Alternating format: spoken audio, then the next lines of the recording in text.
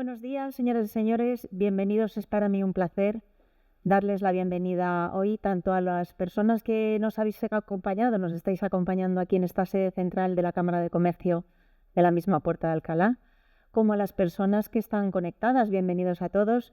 Es un placer teneros con nosotros.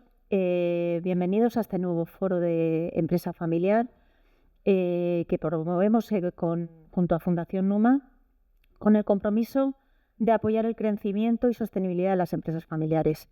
En esta sesión abriremos con una breve introducción de José Ramón Sanz, presidente de Fundación Numa, para a continuación moderar una mesa redonda que la tendremos a cargo de José Carlos Rodríguez, director de Fundación Numa, y los socios de la firma Baciero, Javier González, asociado al área mercantil, e Ignacio Mendaro, asociado fiscal, que nos van a mostrar los diferentes aspectos y riesgos de la planificación patrimonial en el seno de la empresa familiar. A continuación abriremos una segunda mesa redonda moderada por Alejandro Ramírez, que nos acompaña también, está por aquí delante, director de la revista Inversión Finanzas de Economía Digital. Podremos escuchar los testimonios sobre planificación patrimonial de 3 empresarios familiares. Sandra Cerrada, CEO y cofundadora de Business Financial Capital, Patricia Rueda, administradora de Grupo Rupama, y Raúl Lozano, consejero delegado y CEO de Redur. Por cierto, Redur es además socio del Club Cámara Madrid, buenos colaboradores de la Cámara, y les agradecemos especialmente que hoy nos acompañen. Aprovecho a aquellas empresas que aún no sois socias a que os animéis, nos llaméis, podemos trabajar juntos para ayudaros a alcanzar vuestros objetivos y, por supuesto, acercaros a vuestros potenciales clientes. En ambas mesas, por supuesto, abriremos un turno de preguntas para poder que podáis lanzar vuestras consultas y demás. Con lo cual, esto se trata de que interactuemos todos y que salgáis de aquí los más satisfechos posibles. Y nada más, recordarles que a la finalización vamos a poder disfrutar de un café solo para aquellos que nos están acompañando, claramente, y es un buen momento, un excelente momento para charlar entre nosotros, por supuesto con los moderadores y para acercarnos a otras empresas, ¿vale? Así que nada más, muchísimas gracias. Gracias, José Ramón. Te cedo la palabra. Buenos días, señoras, señores. Bueno, muchas gracias por vuestra confianza, tanto los que estáis aquí presentes como a todos los que están conectados online. Yo primero quiero dar las gracias a la Cámara, porque el equipo de la Cámara, tanto Elena, Miriam, como todos los demás operativos, como para los de Fundación Numa, José Carlos, Raquel, Juan, están ayudándonos, y tengo que hacer, por supuesto, dar las gracias a mi mujer, porque mi mujer es la presidenta del Consejo de Familia y es la que decide el presupuesto de la Fundación Numa, con lo cual, aunque no esté presente, por si acaso le llega, es conveniente. No me quiero buscar conflictos como otros diplomáticos, innecesarios.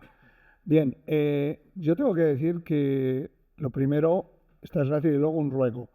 Habrá un momento en que va a haber una encuesta. Os ruego que nos ayudéis, porque esa encuesta pretende orientar nuestras actividades pues para que sean lo más útiles posibles a nuestro propósito. Así que, por favor, cuando llegue el momento, dedicarle unos minutos, que para nosotros es muy valiosa esa información. Y ahora, pues, bueno, quiero hacer una breve introducción. Ya sabéis que si vivís en Madrid, pues Madrid va como un tiro. Bueno, no es ningún secreto. Madrid reúne las 2 características importantes. Primero, que tenemos unas instituciones que han creado un marco legislativo y un marco de convivencia que permite la colaboración para que todos los madrileños, incluidos los empresarios, que también somos personas, aunque otros no lo piensen, pues seamos capaces de generar riqueza. Entonces, claro, en esas condiciones, obviamente, aquí hay que hablar ahora de qué nos toca a nosotros. Bueno, la Cámara de Comercio, por imperativo legal y por imperativo moral y el alto nivel de compromiso de Ángel Asensio y todo su equipo, que han convertido a la Cámara sin subvención estatal, cuidado, no necesitamos apoyo porque no lo ganamos, pues hemos conseguido construir un sistema de servicios que cumple el propósito de ayudar a las empresas, todo tipo de empresas, por supuesto también las familiares, para que crezcan y puedan conseguir la continuidad sostenible a lo largo del tiempo. Estas son las condiciones que se han creado. ¿Qué hace la Cámara? Pues bueno, ya conocen todo tipo de servicios y mi opinión personal, la Cámara de Comercio, al menos la de Madrid, es una buena herramienta, especialmente para pequeñas y medianas empresas. Quizá las grandes tienen otras rutas para conseguir los servicios que necesitan, pero para las pequeñas y medianas empresas es el mejor momento, es la mejor situación para todo tipo de servicios, formación, internacionalización, etcétera. Por tanto, y el Club Cámara es la vía. Hay muchas fórmulas y yo estoy de acuerdo con Elena porque llevo muchos años en la Cámara y han hecho un trabajo excelente. ¿Por qué se ha creado el Foro de Empresa Familiar? Pues por dos razones, básicamente. Una, porque Ángel Asensio y yo somos empresarios familiares. El que me conoce sabe que nosotros estamos en cuarta generación, dado que es la cuarta generación la que tiene esa labor hortera de ganar dinero para la familia, cosa que he hecho yo como parte de la tercera generación durante 40 años. Bueno, pues ahora me permito, si quieren ustedes, dedicar más tiempo a algo que ha sido un signo de identidad de mi familia y es tratar de crear, ahora que le han puesto nombre es más fácil explicarlo, crear un impacto positivo en la sociedad. Esto del impacto está muy bien. Antes no sabíamos lo que era, pero ahora ya se puede decir fácilmente. Bien, perdonen que algunas veces soy un poco, porque esto ha sido de siempre, porque ha sido un signo de identidad diferencial de todas las empresas familiares.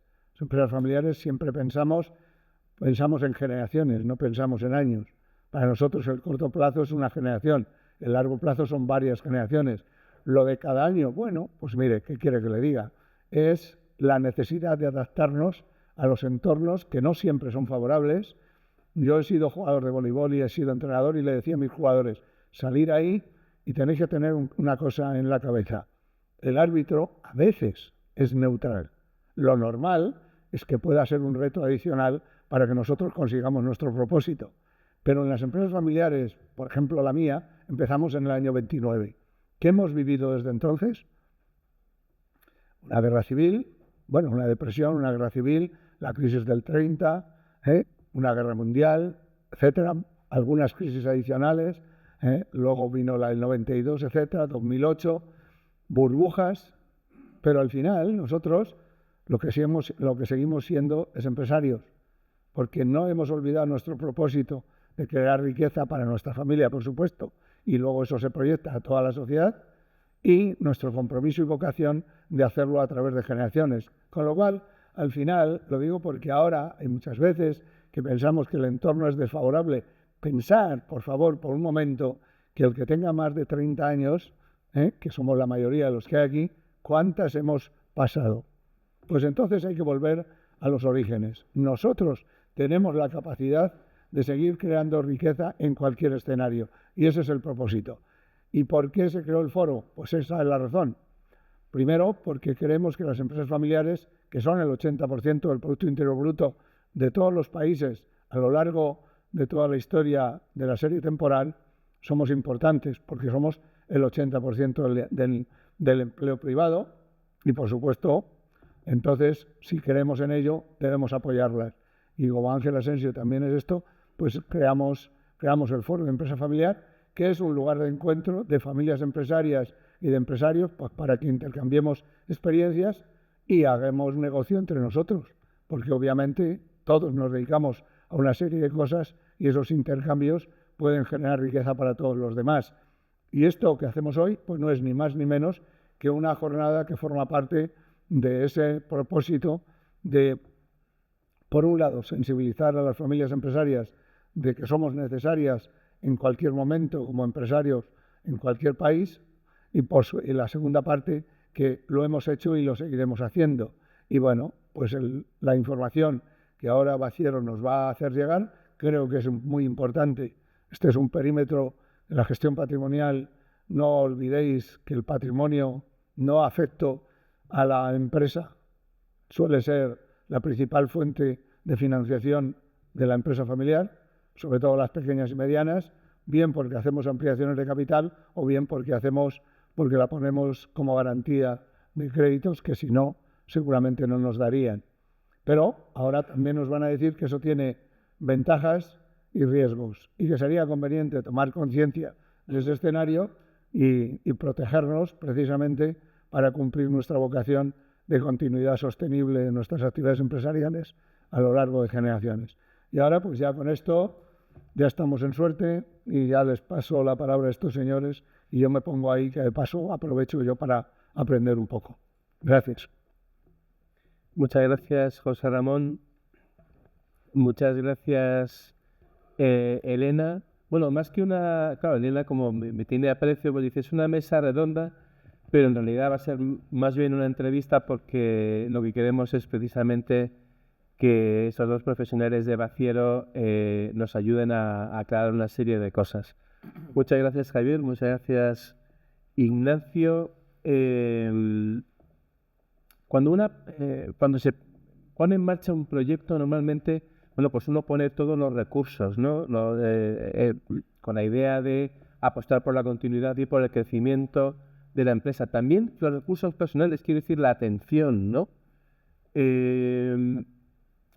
¿Cuándo, desde el punto de vista de la cuestión que nos convoca hoy aquí, cuándo es un buen momento para, digamos, poner las cosas en orden para evitar posibles futuros problemas? Bueno, lo primero es buenos días a todos, dar las gracias a la Cámara de Madrid. Es la segunda vez que vengo aquí. La primera vez que estuve fue el año pasado, a primeros creo, y veníamos a hablar yo y otro compañero de Baciero en relación al impuesto solidario de las grandes fortunas. Sí. Y bueno, en aquel momento pues la verdad que fue muy entretenido, muy ameno. Confiábamos realmente en que la Comunidad de Madrid, con su servicio jurídico, con el equipo de catedráticos de Constitucional y viendo un poco los motivos que alegaban, pues evidentemente, francamente yo pensaba, inocente, que bueno, pues que esto iba a salir adelante y que se iba a declarar la inconstitucionalidad, ¿no? Y recientemente pues hemos visto que ese escenario pues no se ha dado. Además también teníamos ciertas expectativas que en las elecciones del mes de julio pues que iba a haber un cambio de gobierno y por tanto iba a ser un impuesto con carácter temporal, pero que iba a tener una fácil solución, ¿no? Pues empezamos hoy la reunión pues analizando esa situación, ese contexto que tenemos actualmente, que no es nada positivo, y que bueno, pues que con más razón, si cabe, tenemos que contestar a la pregunta que nos acabas de hacer, diciendo que siempre es un buen momento para poner orden en el patrimonio familiar y en la estructura de sociedades. No solamente eso, sino recordar que la planificación fiscal básicamente se resume en una idea, en anticiparse. La anticipación en materia fiscal es esencial. Si no hay anticipación, no hay planificación y estamos realmente en manos de la administración, ¿no? Y ahí no vamos a tener muchos problemas. ¿Por qué? Porque en la práctica habitual lo que dice la norma en muchos casos es muy escueto en su redacción y ahí cabe mucha interpretación. Y la administración siempre va a interpretar en función de los criterios de las consultas vinculantes, que pueden cambiar constantemente o por resoluciones, etcétera, y genera cierta inseguridad. Entonces, al final, pues mi opinión siempre es ser lo más conservador posible, porque nos quita salud, ¿no? Y a mí no me gusta, a mí como asesor y, por supuesto, de cara al cliente, el tener que vivir con esa inquietud, ¿no? Por esa situación de que, oye, cualquier día nos llega una notificación de la agencia tributaria y se pasa muy mal, ¿no? Entonces, siempre hay que tratar, en la medida de lo posible, de ser muy, muy riguroso con la aplicación de la norma y siempre fundamentar y argumentar todas las decisiones que se van adoptando, ¿vale? Entonces, efectivamente, lo primero que hay que hacer siempre a la hora de iniciar cualquier tipo de proyecto empresarial es entender muy bien qué es lo que quiere hacer el empresario, es decir, qué proyecto tiene, si quiere transmitir la empresa al medio plazo, si quiere continuar, si tiene un grupo, una estructura de un grupo mercantil o una estructura societaria y analizar realmente si su intención es dar entrada a nuevos socios, si quiere crear un vehículo nuevo al margen o si va a cometer una inversión muy grande y quiere aprovechar esa inversión para poder utilizarla con otra sociedad que al mismo tiempo está generando mucho beneficio y ese beneficio pues está sujeto a tributación y de alguna manera quiere minorar esa carga tributaria. Además, si va a realizar operaciones vinculadas, que es un jaleo y tal, pues de qué manera podemos optimizar esa circunstancia y reducir la contingencia fiscal. Pues todo parte de una anticipación y efectivamente en estos supuestos pues puede tener encaje la consolidación fiscal. En otros supuestos, pues Se analiza también el aislar riesgos que pueda tener la actividad y sobre todo el enfoque principal que nosotros damos es en base a la principal ventaja que nace en el año 2015 con la reforma que se hizo del impuesto sobre sociedades, que ya tiene ya mucho recorrido, pues ya prácticamente 8 años, que es el famoso artículo 21, que yo creo que todos los que estáis aquí lo conocéis. Sabéis que hasta el año 2015 muchas de las estructuras familiares, el socio final era persona física. ¿Y por qué era persona física? Porque claro, al final decía, si tengo que vender la empresa, solo voy a poder aplicar una deducción por doble imposición, básicamente, de los beneficios no distribuidos que tengo en reserva, pero sin embargo, el resto del valor de la empresa, que es lo que es el intangible, etcétera, la marca, la clientela, etcétera, pues esto va a tributar en su totalidad. Esto era como estábamos, pero parece que tenemos amnesia, no nos acordamos, ¿no? ¿Y qué ocurrió? Pues que de repente pues nos equiparamos un poco a la situación que existía en el resto de Europa y se entendía que, oiga, una sociedad que ya viene tributando, si yo la vendo y es una participada, pues eso no tiene que tributar porque habría una doble imposición, se aplica la exención, pero a su vez esa exención requiere una serie de requisitos, y es un artículo largo y ciertamente tiene, aunque parece fácil, bueno, a mí no me lo parece, es bastante complejo. Pero a partir de ahí se proyectan muchos negocios. Por ejemplo, hemos visto recientemente en los sectores que están más en auge en España, que son, en mi opinión, el sector de energías renovables y el sector de promoción, se está utilizando mucho un vehículo que es las siglas en inglés, es Special Purpose Vehicle, creo que se pronuncia así, que es el ASPV, que son las sociedades de proyecto, ¿no? ¿Y en qué consisten este tipo de vehículos? Pues realmente lo que tratan es de aislar los riesgos de ese negocio, de ese proyecto y obtener una financiación específica y una entrada de socios específica y nacen para la vida del proyecto y cuando el proyecto finaliza lo que se quiere es disolver y liquidar, ¿vale? Y de esa manera optimizan el artículo 21. ¿Y por qué lo optimizan? Pues mire, pueden verlo un fondo de inversión que va a montar 10 plantas o una sociedad mercantil, cualquier tipo de sociedad que va a montar 10 plantas fotovoltaicas en España y en lugar de hacerlo todo desde una sociedad que podría hacerlo, lo que decide es que a cada proyecto le va a crear una sociedad, un vehículo, una SPV, ¿vale? Que no va a tener empleados, que no va a tener medios materiales y humanos, sino que directamente se va a ceñir a lo que es el proyecto, la adquisición de inversión financiera y toda la gestión se va a externalizar. Normalmente suelen tener una gestora o incluso puede ser la propia matriz, ¿vale? Entonces, este tipo de proyectos tiene la ventaja, y aquí optimizan el artículo 21, porque permite, por un lado, si se va a destinar a la producción de energía eléctrica o en el caso, por ejemplo, de promoción, que también lo tenéis, por aislar riesgos, pues yo una empresa también, seguimos el mismo ejemplo, una empresa matriz o una entidad gestora que cuelga 10 proyectos de promociones en distintas localidades de España y cada proyecto es una sociedad vehículo, ¿vale? Pues en estos casos, al igual que ocurre con las renovables, realmente todo lo que es el beneficio que se va generando se sube vía dividendo sin ningún tipo de riesgo y con un coste fiscal del 1,25%, es decir, que solo tributará en la base de la sociedad matriz que percibe el dividendo el 5%, ¿no?, de ese dividendo. Y al mismo tiempo permite que en caso de una posible venta, que es muy habitual también, pues que el proyecto termine con una venta, pues, o porque por tema de tesorería la matriz decide vender uno de los proyectos, pues también siempre que cumpla unos requisitos que principalmente es que la entidad de abajo no sea patrimonial, pueda poder aprovechar de nuevo una bonificación, una exención del 95% de la venta, de la operación de venta del proyecto, ¿no? Imagínese un edificio o una planta fotovoltaica, ¿no?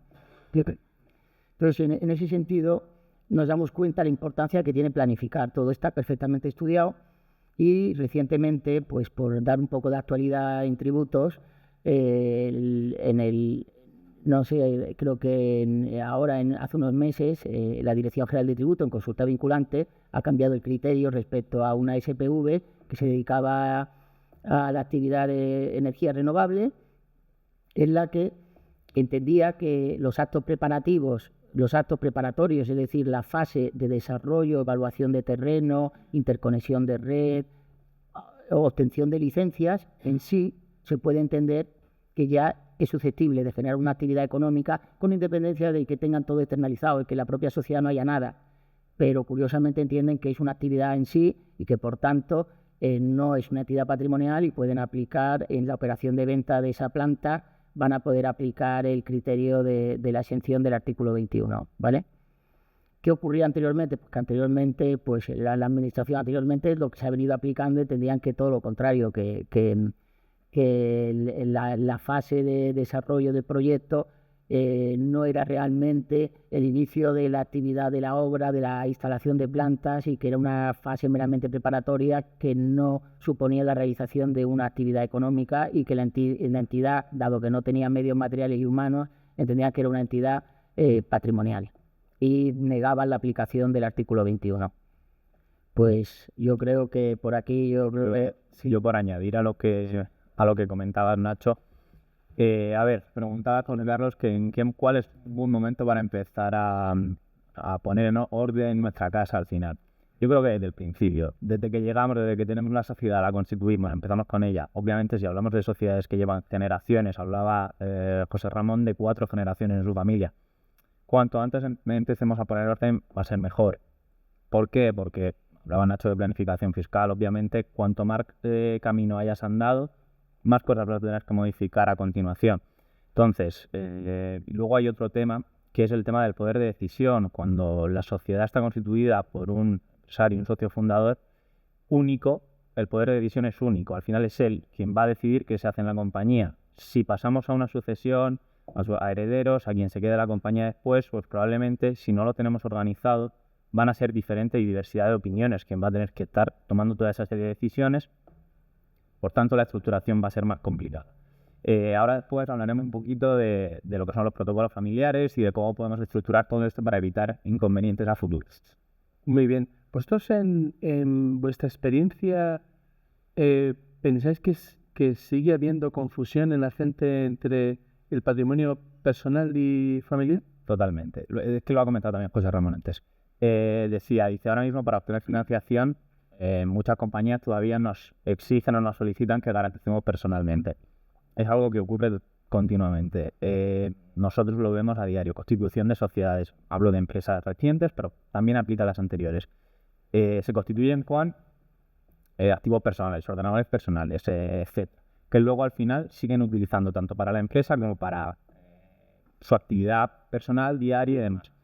Lo vemos también habitualmente. Tarjetas de empresa. Voy a comprar al supermercado o voy al Corte Inglés y no encuentro la tarjeta personal, me la dejan en el coche y utilizo la tarjeta de empresa. O al contrario, voy a notaría, tengo que pagar unas facturas de una recogida de unas escrituras y la pago con la personal porque no encuentro la de empresa porque me la dejé en el coche. Entonces es algo que pasa diariamente y que sigue pasando y que tiene una serie de riesgos fiscales que Nacho. Pero es casi una tentación. La tentación en el sentido de decir, bueno, al fin y al cabo la empresa es mía, ¿no? Y incluso puedo tener que decir... Mira, te voy a poner un ejemplo de que estaba el otro día leyendo sobre el tema y leía, por ejemplo, imaginemos, tenemos 100 acciones de Telefónica. Supone un 0,00001% del capital. A nadie se le ocurriría ir a Telefónica y decir, no, es que este porcentaje de la caja es mío y lo puedo utilizar personalmente. No. Al final es lo mismo. Si tenemos una empresa, si es 100% participada nuestra familiar, tenemos que saber dividir lo que es empresarial de lo que es personal y no mezclarlo, porque al final todas esas salidas de dinero que tenemos hacia nosotros, hacia la persona física que luego lo utiliza, tiene una repercusión fiscal y tiene un impacto. ¿Y qué riesgos puede tener? Pues vamos a ver, siempre que desde que llevo trabajando como asesor fiscal, y esto ha ocurrido siempre, es decir, ha pasado antes, pasa ahora y seguirá pasando, ¿no? La confusión es total, y es muy importante siempre cuando se constituye una sociedad. Por ejemplo, se ve mucho con el profesional, que el profesional tiene la misma problemática, pero a nivel de IRPF, es el explicar que la persona jurídica es una entidad distinta, diferente a la persona física, y que cualquier salida de capital de la sociedad tiene que tener un motivo y generalmente tributa. Puede ser vía una retribución del administrador, puede ser una vía dividendo, o puede, de alguna manera, o puede ser un vía préstamo. Si es vía préstamo, no podemos abusar de los préstamos. ¿Por qué? Porque ya la administración se lo sabe muy bien.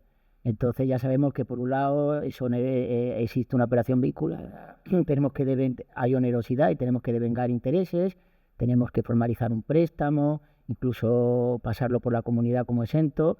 Es decir, tenemos que seguir ciertas cautelas, pero tenemos que intentar evitar en la medida de lo posible. Hay ciertas partidas contables como la cuenta socio-sociedad, etcétera, que se va engordando y al final resulta en un problema, porque claro, porque si no se tiene un control es problemático. Y además ya digo que la administración va siempre directo al grano.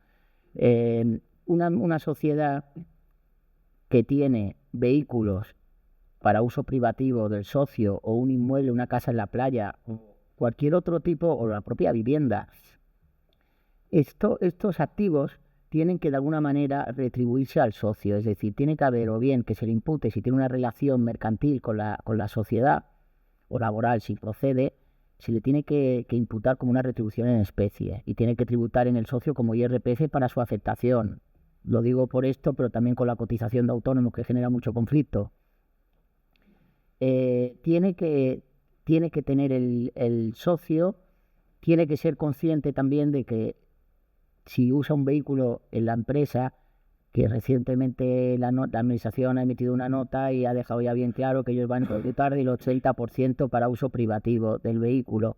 Y esa guerra a día de hoy está perdida, otra cosa que consideremos que no sea justo.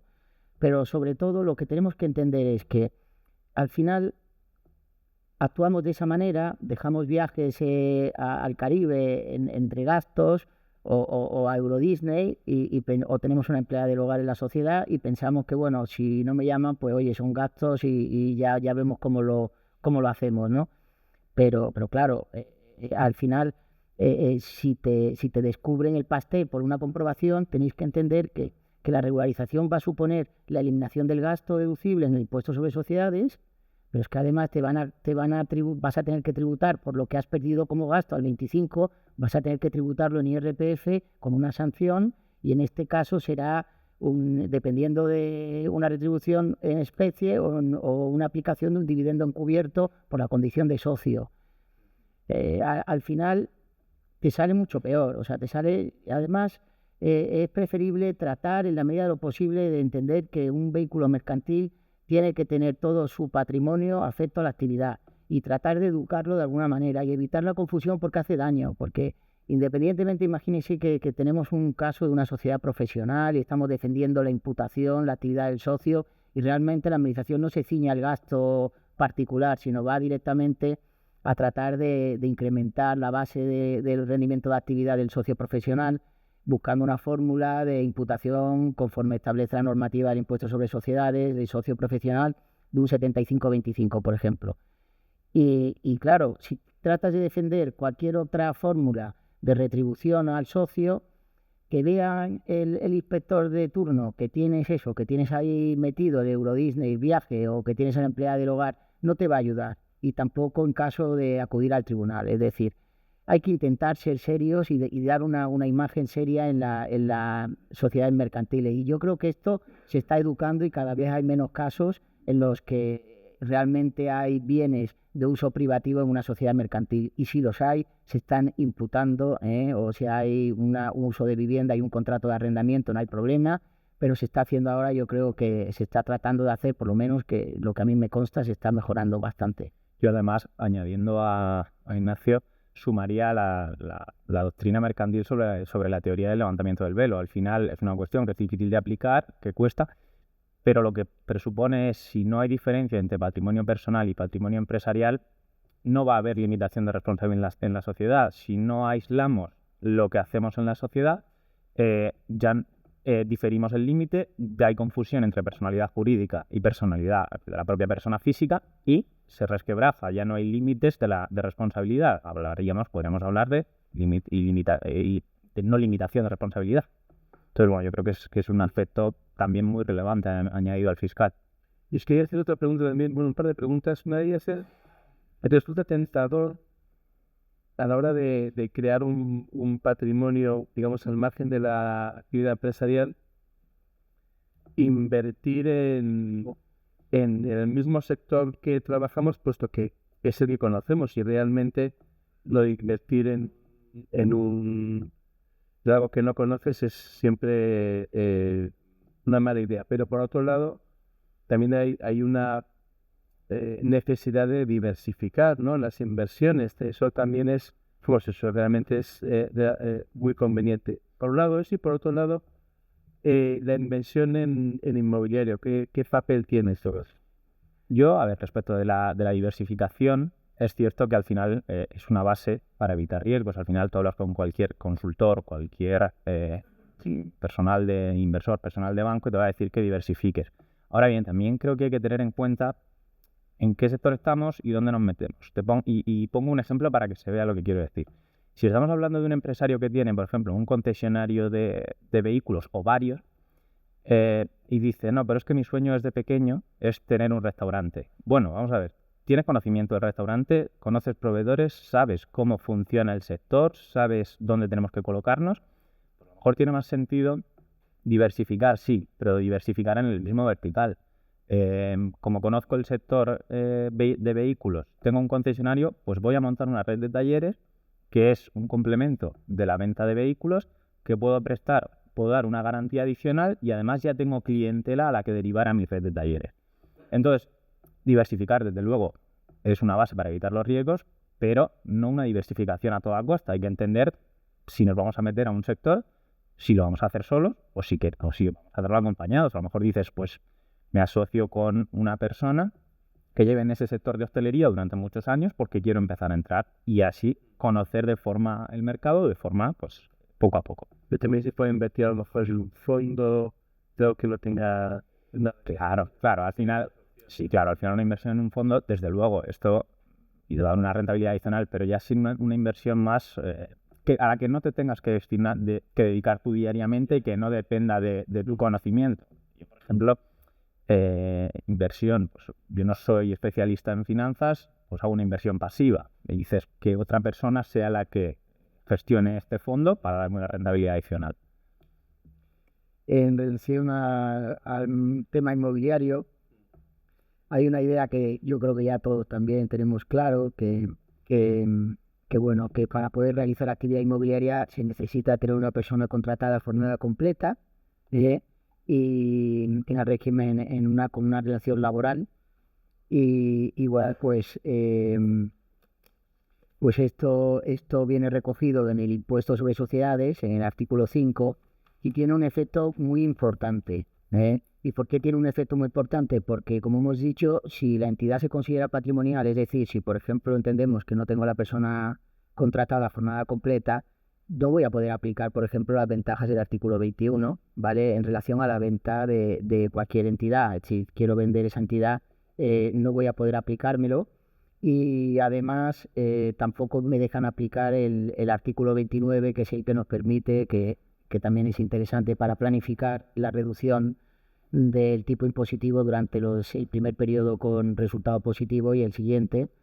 Y bueno, pues debemos de tener muy claro que es importante, es esencial tener una persona contratada. También que no es igual en materia de sociedades que se entiende a efectos de una persona contratada con lo que dice la ley del impuesto sobre el patrimonio. Es decir, aun son normativas distintas, afortunadamente en el impuesto sobre sociedades se ha adaptado un poco a las circunstancias de las entidades mercantiles y permite que yo el cumplimiento del requisito en un grupo de empresas, en un grupo mercantil, lo puedo tener en cualquier entidad, lo puedo tener en la entidad holding o lo puedo tener en cualquiera de las filiales, y ya con esto tengo la justificación, ¿vale?, para no tener patrimonialidad en el impuesto sobre sociedades para las ventajas de este impuesto. Pero no olvidar que en el impuesto sobre el patrimonio, que es una ley antiquísima, ¿no?, pero es del 90 y pico, 96, en este caso seguimos teniendo una estructura un poco rígida, ¿no? Y me puedo dar el caso, como yo tengo que una sociedad holding que tiene inmuebles, pero lo tienen 2, 3 sociedades, necesita tener en cada una de ellas a una persona contratada a jornada completa para cumplir el requisito individualmente en cada una de las participantes, ¿vale? O sea, En materia inmobiliaria, realmente ha habido mucha consulta vinculante que ha admitido también este sector, se ha ido flexibilizando, que evidentemente si tengo un volumen muy amplio de inmuebles, yo lo de una persona contratada a jornada completa se queda un poco atrás, ¿no? Puede ser el caso de las grandes entidades que tienen centros comerciales, edificios, etcétera, que normalmente externalizan en inmobiliaria como Richard Ellis, como cualquiera gestora buena, potente. ¿Por qué? Porque necesitan equipos para poder llevar adelante la gestión de esos patrimonios inmobiliarios. En esos casos, evidentemente, tributos viene diciendo que no es necesario el empleado, pues porque tiene una cierta lógica y que no y se admite, ¿no? Pero debemos de estar alerta, porque claro, una cosa es ese contexto y otro es el contexto de patrimonio familiar, ¿no? Bueno, tengo 14 inmuebles en arrendamiento y tal, y oye, yo prefiero externalizarlo, vea, pues venga, pues no tengo a la persona contratada y sigo, ¿verdad? Porque claro, hay consultas vinculantes, hay que recordar que la consulta vinculante no deja de ser una interpretación que el actuario, si tenemos una comprobación, puede decir que no se da en nuestro caso concreto. Y ellos interpretan, y por mucho que esté la consulta vinculante, nos vale bien poco. Recientemente el TSJ de Madrid, a una entidad de este tipo que venía aplicando el régimen de entidades de arrendamiento de viviendas, pues le ha dicho esto, le ha dicho, oiga, que no le vale lo de la subcontratación o la externalización de los servicios y que tenía que tener usted un empleado a jornada completa y que le saco del régimen. Pues, ¿qué os quiero decir? Pues que al final, ¿qué es lo que aprende uno? Que realmente, oye, tampoco cuesta tanto tener una persona contratada. Si nos estamos jugando tanto, a veces, viendo un poco cómo interpretan, si no estoy en el supuesto que es evidente que una persona no puede hacer ese trabajo, porque es que lo dice y que a lo mejor tengo que contratar a 4 y que a lo mejor me sale mucho más económico, rentabilizado, con un equipo, con una empresa que se dedica especializada, pues sí, pero ojo, que la renta que le pago a esa agencia especializada tiene que superar el salario de un profesional, que era lo que decía Altear en su momento, ¿no?, sobre este asunto. Por lo tanto, todo lo que tengamos que tener siempre en cuenta con el mundo inmobiliario es, ¿tenemos o no tenemos actividad? ¿Es patrimonial o no? Porque eso nos va a cambiar muchísimo todo el tratamiento, ¿vale?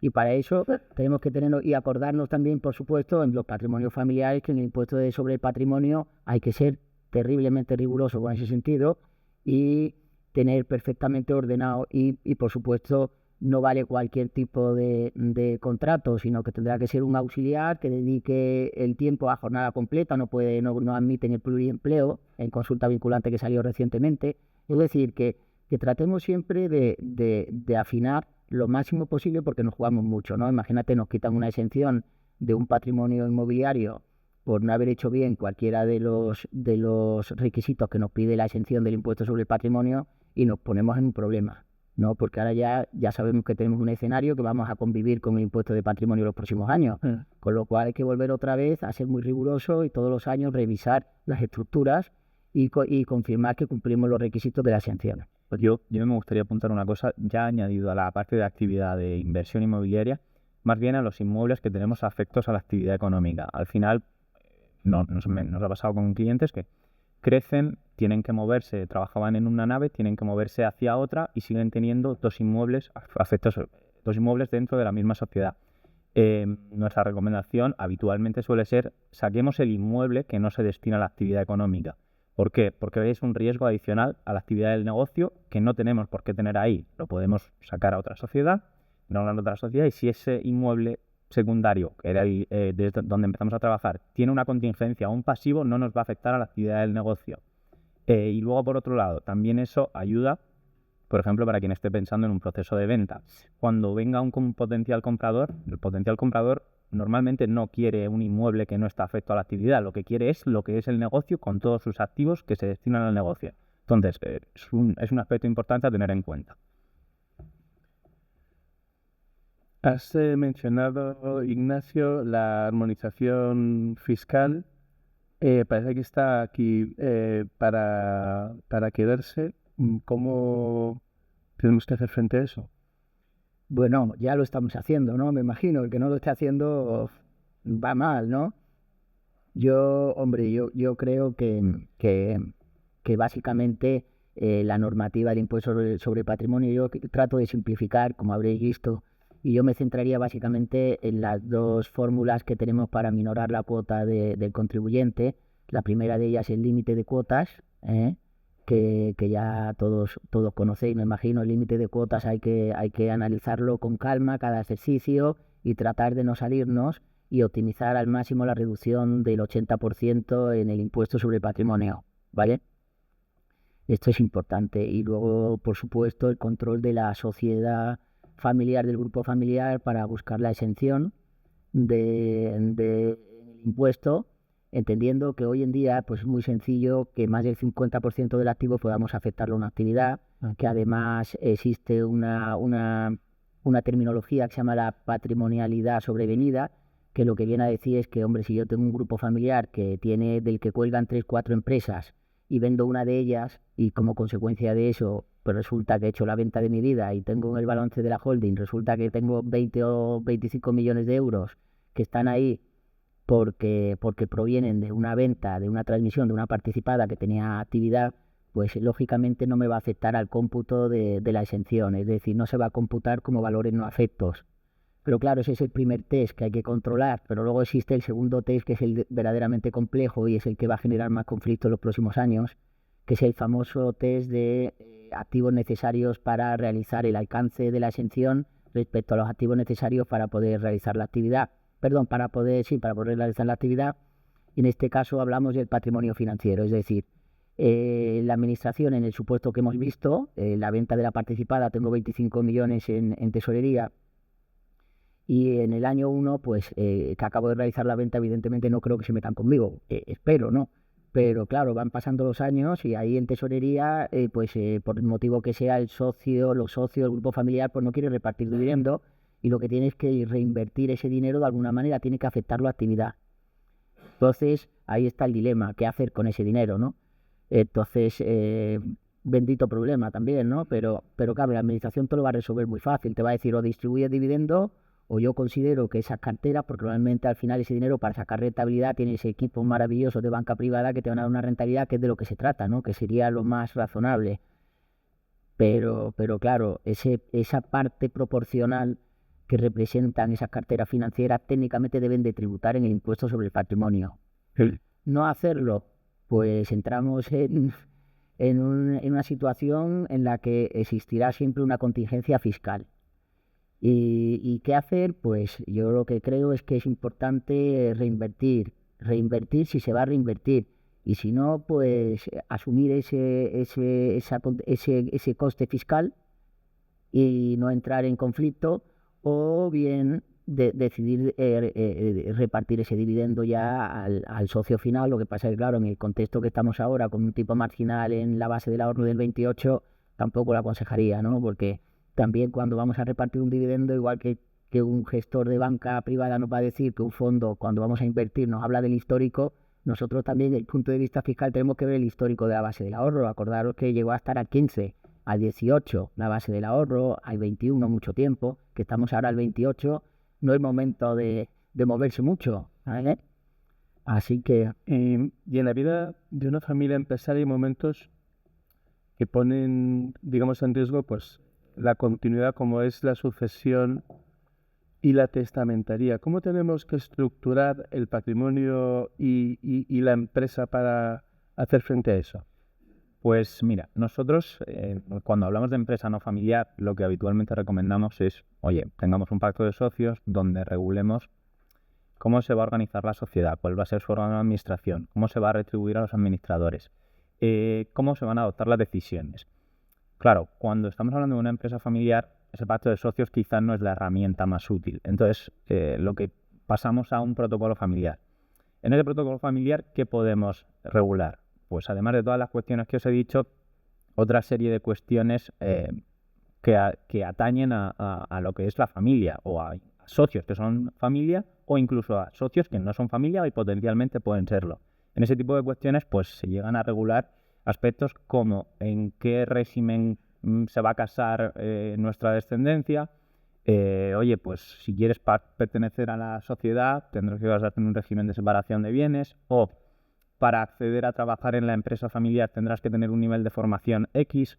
Entonces, regular todo ese tipo de cuestiones, obviamente, va a depender de cada empresa familiar, de la relación y demás, y habrá que llevarlo al detalle dependiendo de cada uno de ellos, pero es un aspecto clave a la hora de hacer la transición. Y luego, además de eso, también hay que tener en cuenta a nivel testamento, herencia, que quizá no todos los herederos tengan intención o quieran dedicarse a la actividad empresarial. Entonces, si se puede evitar, si se puede anticipar esa división que hacer a futuro, pues intentar hacerla de forma previa. Y bueno, todo esto al final complementado con llevar a estatutos sociales toda la regulación lo máximo que podamos para tener una eficacia frente a terceros que nos da el registro mercantil en este caso. Pues en el tema de la sucesión de la empresa familiar, yo he participado en muchas herencias. He de decir que en muchos casos, para evitar conflictos, yo siempre he sido partidario, con independencia de que fuera o no necesario, de solicitar tasaciones de inmuebles, porque entiendo que aunque el propio cliente te diga que sabe los valores y que no quiere gastarse el dinero de la tasación, al final eso queda ahí. Se aporta, se documenta y con independencia de que pueda estar bonificado el 99% en sucesiones y la Comunidad de Madrid, lo que te va a facilitar es que el día de mañana el conflicto entre los hijos sea distinto. ¿Por qué me quedé yo con un inmueble? ¿Por qué me valoraste este activo? Genera, de verdad, que es una solución que a mí me ha dado muy buen resultado y yo lo solicito y además lo explico así a mis clientes, que es esencial, ¿vale? Por ahí también me gustaría decir también que la sucesión de la empresa familiar me ha tocado ahora recientemente algún supuesto de donación de la empresa familiar que yo nunca o evito recomendar esa posibilidad por varias razones, ¿no? Cuando yo transmito mortis causa una empresa familiar, un grupo de empresa familiar, realmente sobre todo se consigue actualizar el valor histórico de esas participaciones en la siguiente generación con una exención de la conocida pluralidad del muerto en IRPF del causante, lo que de alguna manera facilita mucho una posible planificación futura y una serie de posibilidades. Desde el momento que tengo actualizado el valor me da mucho juego, ¿no? Para luego evitar tributaciones posteriores. Sin embargo, en materia de donaciones, realmente existe el problema principal, que es que técnicamente me obliga a no poder transmitir a terceros esas participaciones en 10 años, los 10 años siguientes, y además en estos supuestos el valor que adquiere el donatario no es el valor actualizado que yo he puesto en escrituras de donación, sino que me tengo que remitir al valor histórico del donante, con lo cual le dejas a tu siguiente generación un valor que es básicamente el valor histórico, ¿no? Y ahí no tiene ninguna ventaja. Y si además le añadimos que recientemente el TEAC viene diciendo que hay que aplicar el criterio que hemos comentado antes de la proporcionalidad de los activos necesarios dentro del balance que no estén afectos y que hay que excluirlos, pues te puedes encontrar que el donante en IRPF mayor de 65 años, padre normalmente que transmite el negocio a sus hijos, se puede encontrar con que parte de la exención, de parte del valor de la empresa, no estará exento, no gozará de la exención y le van a regularizar en IRPF. Y esto es serio, hombre. Hay que entender que es una sola resolución del TEAC y que técnicamente pues se requieren varias para de alguna manera para que sean vinculantes para la administración. Pero sí que es un aviso para navegantes. O sea, yo creo que al final yo las donaciones en vida es que básicamente me parece que luego también por la parte sentimental, ¿no? Porque yo entiendo que el padre de alguna manera que transmite la empresa familiar a los hijos, de alguna manera está transmitiendo el poder, todo el trabajo de su vida, ¿no? Y termina pues al margen, ¿no? de todo, ¿no? Yo creo que no, que merece la pena aprovechar la situación, porque de verdad que desde la transmisión mortis causa a mí me parece muchísimo más acertada y a día de hoy con muchas más ventajas, ¿eh? Así que, bueno, pues en relación al tema también de la transmisión, sí me gustaría comentaros que en materia de reestructuraciones y en materia de patrimonios inmobiliarios, que lo quería haber comentado antes, Hay una sentencia muy reciente, creo que es el TSJ de Castilla y León, que toca uno de los temas tabú en España, que es, evidentemente, en España somos de ladrillo y todo nuestro patrimonio es generalmente que pasa de una generación a otra, suelen ser inmuebles, ¿vale? ¿Por qué? Porque esto es lo que se viene ocurriendo, pero claro, evidentemente, inicialmente los negocios lo montan varios hermanos, o en la siguiente generación pasan a ser varios hermanos y hay que repartir una cartera de inmuebles. Tradicionalmente esto, por reestructuración, acogiéndonos al motivo económico válido, no era admisible por la administración porque entendía que la principal ventaja era el reparto entre socios y que no obedecía a una operación mercantil pura y dura, sino a una división de un patrimonio entre herederos, ¿no? Claro. Pues bien, esto que hasta ahora era un tema tabú y que tal, ahora recientemente el TSJ de Castilla y León, oye, con muy buen criterio, ha considerado que, en primer lugar, en un supuesto de una decisión total, como era este caso, que se creaban dos entidades nuevas beneficiarias de un patrimonio, la división de ese patrimonio en dos grupos familiares que tenían desavenencias, pues que realmente era conforme a la directiva fiscal de reestructuraciones y que por tanto podía tener ese encaje. ¿Por qué? Porque la administración en su argumentación entendía que no existía dos ramas de actividad, que sería el supuesto, al no haber una proporción cualitativa.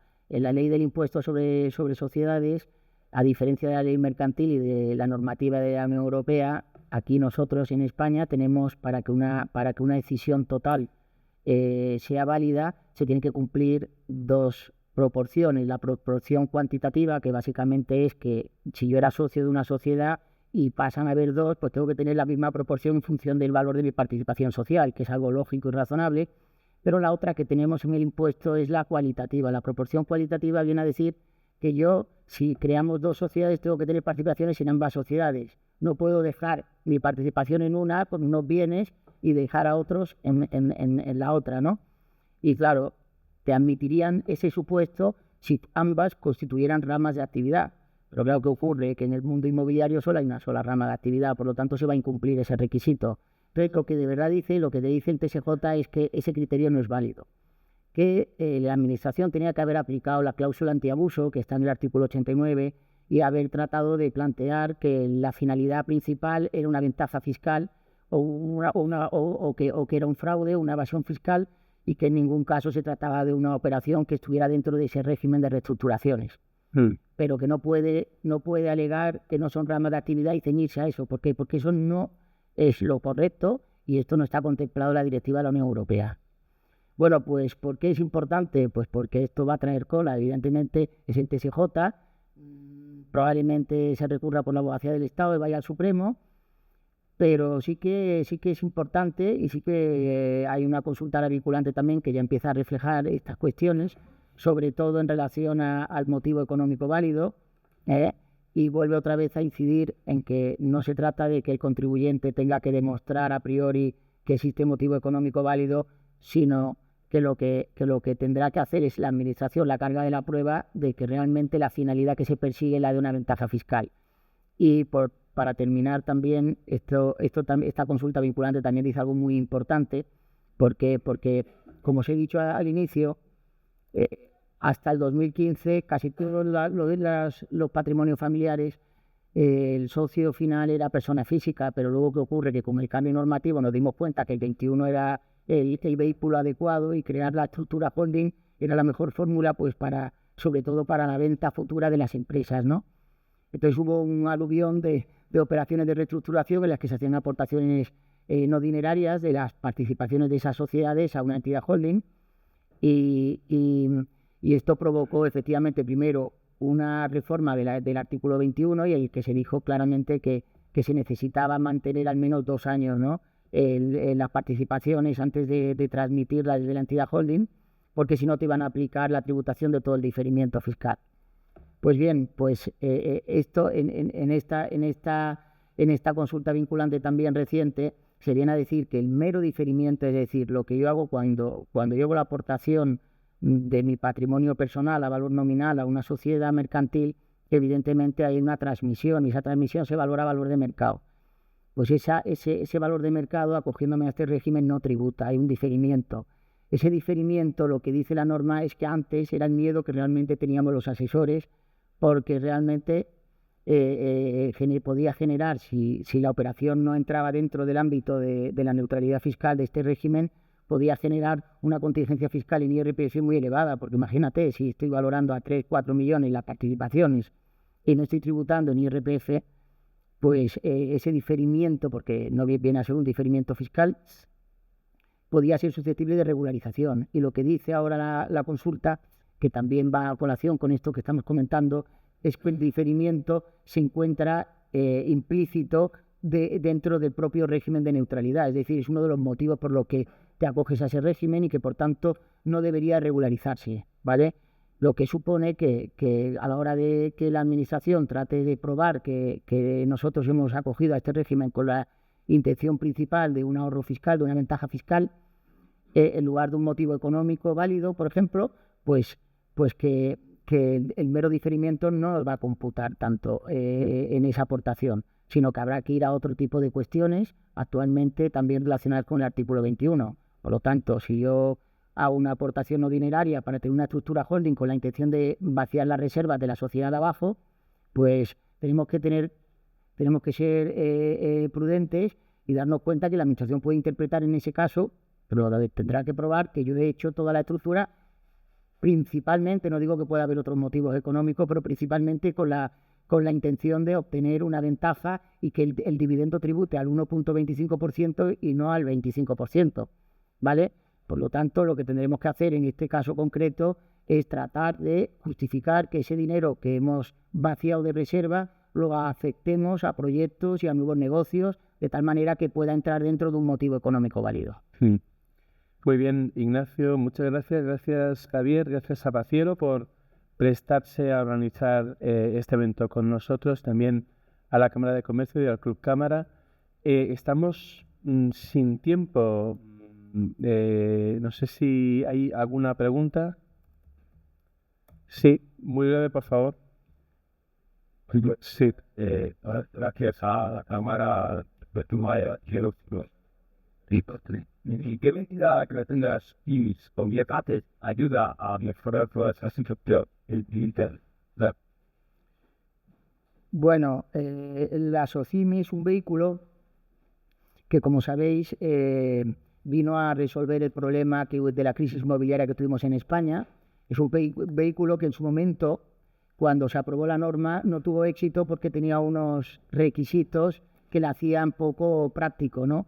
Y hubo una reforma y ahí entró lo de la tributación al tipo del 0% dentro de la SOCIMI, pero sus características, en mi opinión, tienen un enfoque para determinados proyectos, ¿no? O sea, para un patrimonio familiar, por ejemplo, yo lo estuve analizando en su época y realmente podría tener encaje si estamos hablando de un patrimonio de tercera generación, es decir, un patrimonio grande, patrimonio inmobiliario, en el que realmente lo que prima es una tercera generación, además con familia numerosa, y que realmente lo que quieren es una transparencia total, una gestión profesionalizada, externalizada y un reparto de dividendo como el que te exige esta normativa. Es decir, esta normativa, al exigirte el 80% de reparto de dividendo, de alguna manera lo que Administración Tributaria está recuperando, evidentemente, esa tributación nula en la entidad, en la SOCIMI, porque se tiene que tributar y evidentemente una sociedad socio no va a poder aplicar el artículo 21, porque si no ha habido tributación en origen no puede aplicarlo, ¿vale? No habría excepción, sino que tendrá que tributar íntegramente.